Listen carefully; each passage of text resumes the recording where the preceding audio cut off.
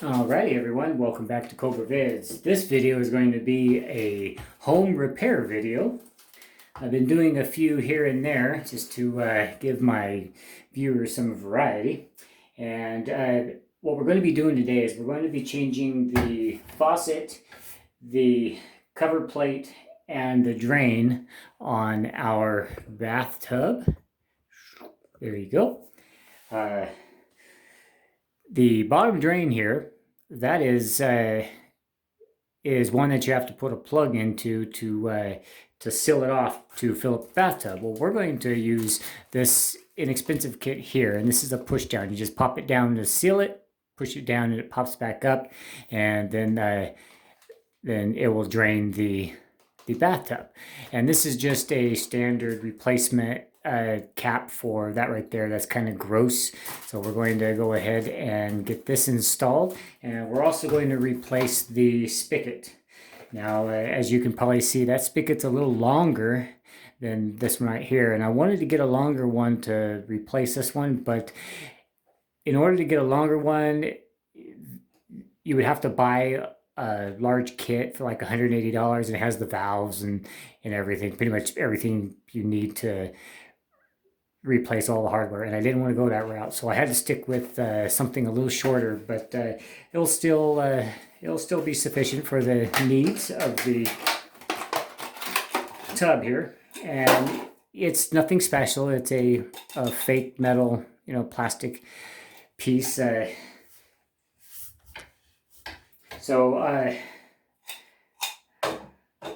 right, so we are going to get started.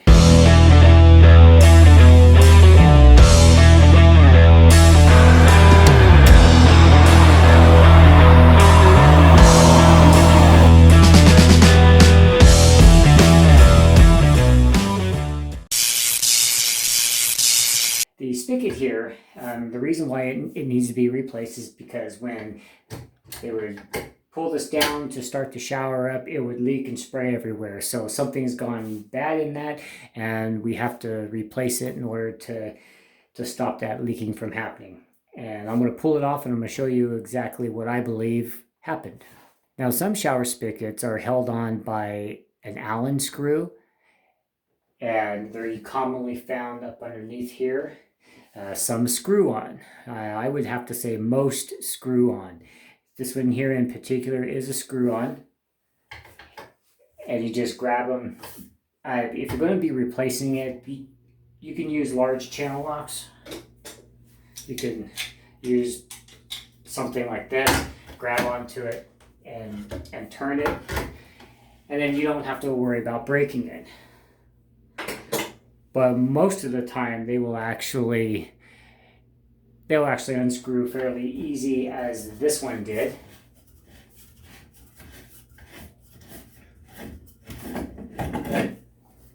And when you pull this down here, it seals off this here, and the pressure that builds up here holds it out. And then when you shut the valve off, the pressure drops and then it snaps back in. This is all right, but it failed. So and I believe what failed is the O-ring inside here, and it doesn't hold the pressure back, and this here keeps flopping open and it's not turning on the shower.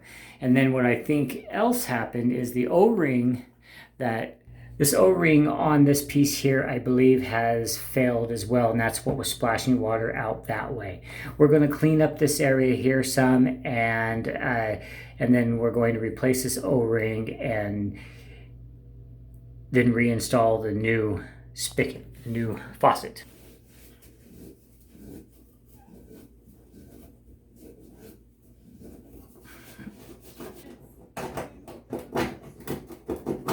Alrighty, so now what we're going to do is we're going to take a little screwdriver, a little flathead, and we're going to clean up around here some.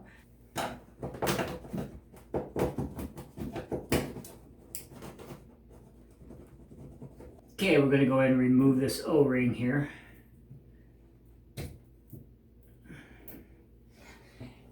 As you could probably see, it's pretty flat.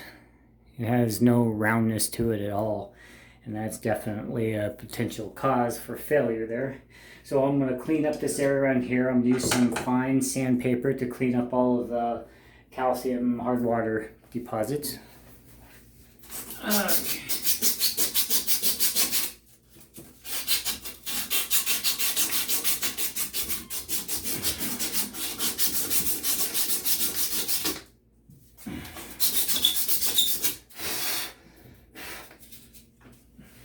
I'm going to fold the sandpaper over a little bit. And I'm using fine sandpaper. You don't want to use anything too coarse. And I'm just going to carefully clean out the track that O-ring goes into.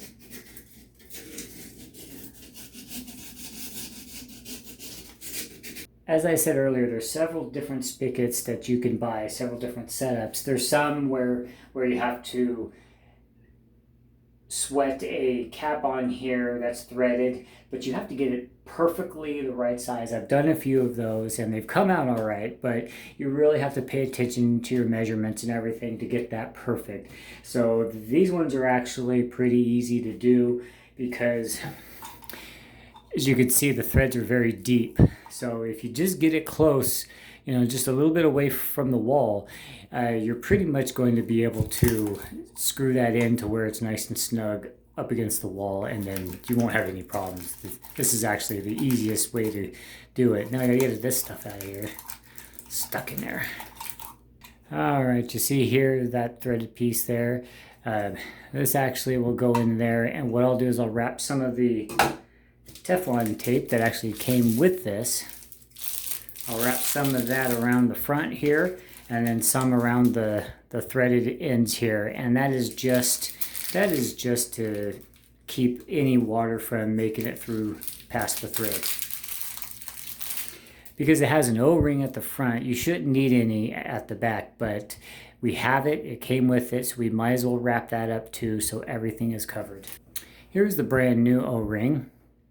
As you can see, this has much more of a rounded shape to it. This one's more flat. So this is the O-ring that we're going to use, of course. All right, so Teflon. Teflon always wraps in a way that when you screw it in, the edge is this way. So since you screw it in this way here, clockwise, then I'm going to go ahead and wrap it this way so that when I'm wrapping it in, the Teflon is actually pulled inward. Otherwise, if I wrap it this way and I start screwing it in clockwise, it's going to start unraveling the Teflon tape. Here we go now. I'm starting to wrap it this way. I guess against the threads would be a proper term. So you want to just get enough on here till the threads start looking a little rounded, like you're filling in the threads. And then you want to start pulling it tight. And the last round or two is going to be snug, so you're pulling it into the threads. And as long as your threads are looking kind of rounded, then you've got enough in there. And you just reinsert this into the threaded hole in the tip, and it could be a little firm getting in there, and that's actually okay because you want a firm contact with that Teflon tape. And then we'll just twist this in until it bottoms out and it feels good. So that is now in there just the way that it is supposed to be. And we'll go ahead and put no, that's the old one. Put on the new O-ring here. Try not to roll it on there because you don't want the O-ring twisted on one side and sitting on there because it will not seal. All right. So now let's put a little bit of Teflon on this brass thread set right here. All right, so now we're just simply going to take this and slide it on there. You can put a little bit of grease on this O-ring here, and that will assist it to stay on there and not bind up as you're twisting it in here. I'm going to put a little bit of lubrication on the inside here. Okay, so we got a little bit of lubrication inside here to make that O-ring a little easier. Carefully slide it into place.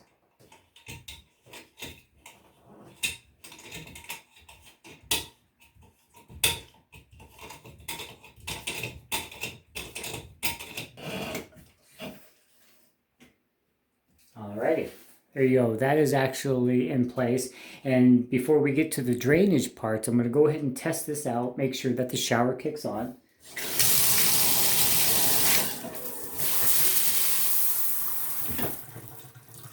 Beautiful. That actually worked out perfectly. The shower kicked on when I pulled up the little stopper, and when I shut the water off, the stopper dropped. That is absolutely perfect. That's the way it's supposed to work, and it didn't spray out any out of the sides. Before we're done, we'll have to seal around here with some silicone. We'll have to make sure that that is sealed because we don't want water getting behind here, because if it does, then it could get behind the shower walls and start rotting wood and causing mold and whatnot. So now we're going to work on this piece right down here. A flathead should work on it. As you can see, this is very deteriorated and very gross. So we'll set this aside here.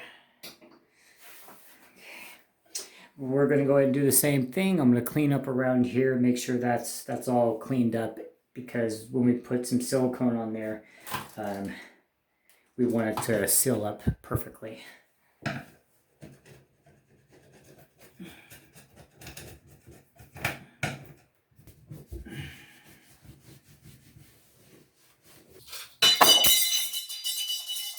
Whoops. All right, so this one in particular, this is an interesting one. This actually goes on the inside. This one actually goes on the inside of your new plate, and these little tabs here interlock with these. So you actually have to get your plate started. After installing this ring on the inside of our new end plate here, we just got to tighten everything up. Okay, now that we have this piece installed in here, now we're ready to lock it into place. There's a little tab at top and bottom, so we should be able to lock it in here. Voila. Just like that. As you could see, it took me a little while to get that to link up. That was an interesting way of doing things. But the vent cap is replaced. And in case you didn't know, this vent cap will actually, if you fill your tub up too much, the water will come up under this opening in the bottom and drain out the drain. So it prevents you from overflowing your tub. If you had just a plug there, your tub would overflow and it would destroy your house. Definitely. So, okay, the only thing that's left is going to be the drain. And what we've got for that, we have this piece here. I'm hoping that this kit works. Here is a universal sleeve.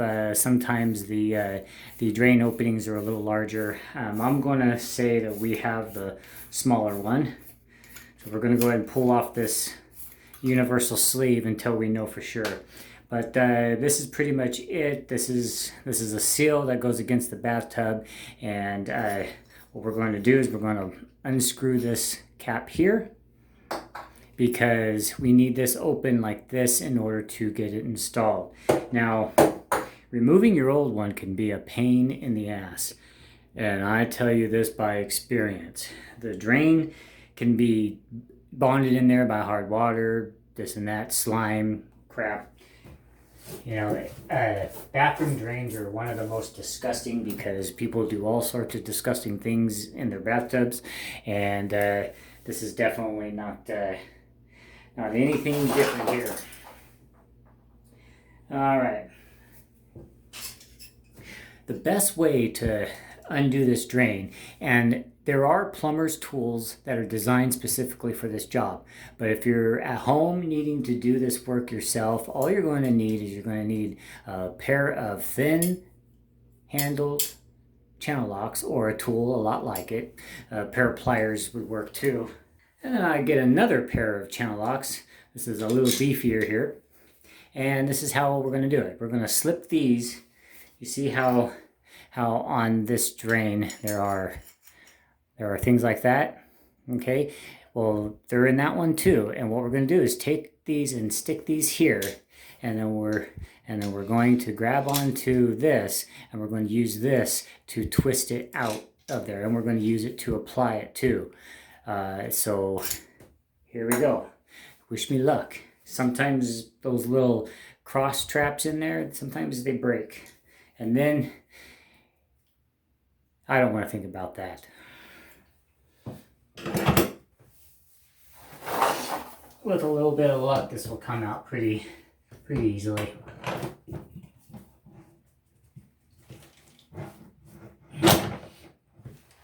Okay. Well, it moved, guys.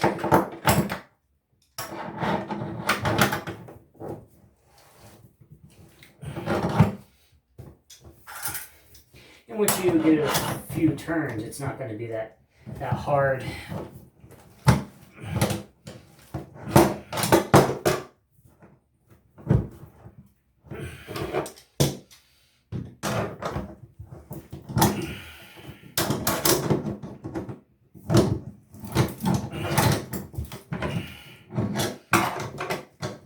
I hear a lot of clear silicone on here, and let me tell you, you do not seal these with clear silicone.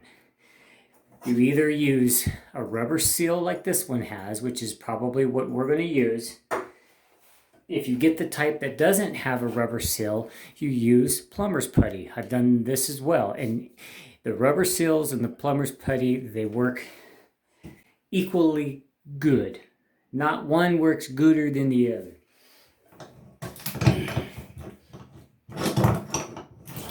Yeah, I can hear that clear silicone, and look at that. Look at that. That's a sure way of causing a leak under your tub. That is not the way to do it. Now I gotta clean that ring around there. Clean all that silicone off of there.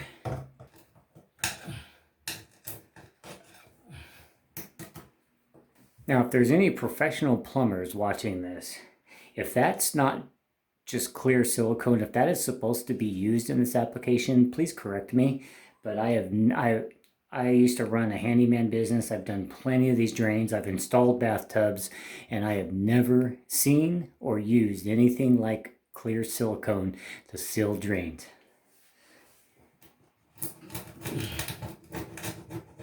It's almost like an acrylic. Okay, well, we're almost done. We have just a couple more chunks around there. I have to get all of it off there, or our new proper rubber seal will not seal along there, and then we're going to have leaks. Okay, so we've pretty much, I even got a blade to help clean some of the silicone out, but there's just these fine little edges, and if I keep scratching too much, I'm going to start taking the porcelain off of this fake porcelain tub, because it's a coating on a metal frame. We're going to go ahead and start installing this piece here. Let's see if it fits. Oh, damn. This is the larger one. So we're going to have to use the sleeve here. It's not that big of a deal. What we'll go ahead and do is start it in about that much and start threading in. And at one point it's going to hit bottom. Start tightening up.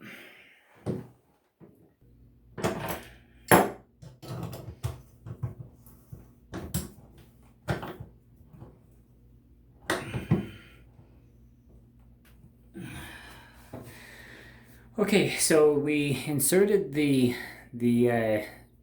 universal adapter sleeve in there first. We got that all the way down in there, and then we started the new drain fitting in there, and now we just gotta finish snugging it up. And then what I'll do is I'll clean out the scraps here, and I'll run a hot water bath in here, heat up that O-ring a little bit, and then I'll tighten it up a little bit more after I drain it. That way there we'll make sure that we get it nice and tight and snug, and it's not gonna leak. Okay. Alright, so let's go ahead and clean out. So I push the new drain stop down. Go ahead and turn it on and let it get really hot. Alrighty.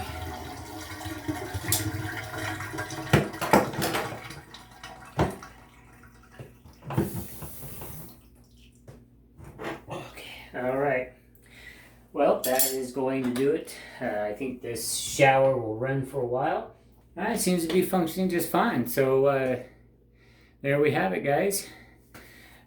New faucet, new bathtub faucet, cover plate for the vent, overflow vent, and we also have the new stopper hardware in as well. So that's going to wrap it up for this home improvement video. I hope this helped you out in your job that you're doing in your home or wherever you may be doing it. Thank you for watching, guys. If you want to see more videos like this, please give a big thumbs up, subscribe, ring the bell, turn on notifications so you can tell when the next video posts. Until next time, guys, stay safe, stay free. Catch you on the next one.